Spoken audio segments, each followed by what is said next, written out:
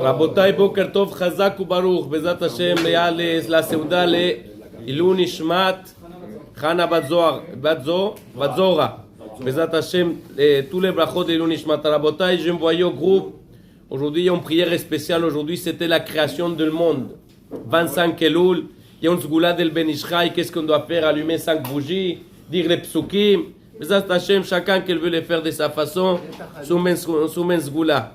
Non, Rabotai, écoutez bien cette histoire que ça va nous donner à réfléchir à chacun de nous. Il y avait un monsieur qui avait un âne. Cet âne, il travaillait beaucoup. Il portait les choses. Un jour, l'âne, il a décidé de plus travailler. Il a dit, qu'est-ce qui se passe? Il était triste, le patron de l'âne. Mais pourquoi tu ne bouges pas? Écoute, il a dit non, il ne répond pas à l'âne. Il ne bouge pas. Il met la charge sur lui, il ne bouge pas. Il a amené les médecins pour voir si l'âne il était vraiment malade. Et il n'y a rien. Il dit, il n'y a rien, il ne veut pas bouger. Que non, il sort dehors, il parle avec les médecins, il écoute, il dit, écoute, si ça ne sert à rien cet âne, je vais sortir, aller tuer demain. Si ça ne sert à rien, mais prends la place. Mais non, il y avait un mouton, qu'il était à côté, mais non, le patron, il est médecin. Il entend, qu'est-ce qui se passe? Il vient le mouton. Alors il écoute, demain tu vas sortir, tu vas mourir demain. C'est ton dernier jour. Tu ne bouges pas, ça y est, ton patron, il va te sortir à te tuer.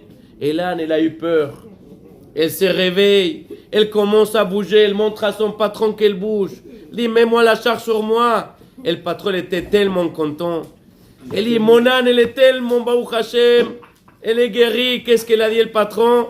À cause de ça, on va faire une fête. Et on va, Bezat Hashem, on va faire des grillades avec le mouton. Voilà, on va faire une fête. Mais non. Didier, il est guéri, on va faire La bataille, qu'est-ce que ça nous apprend? Ne te mêle pas les affaires que tu dois pas rentrer. Voilà, bravo. Si maintenant tu dois t'occuper des choses, occupe-toi de tes affaires. Pourquoi tu rentres tes affaires? On la vie, on doit savoir en quel moment rentrer, en quel moment pas rentrer. Chazak ou malo?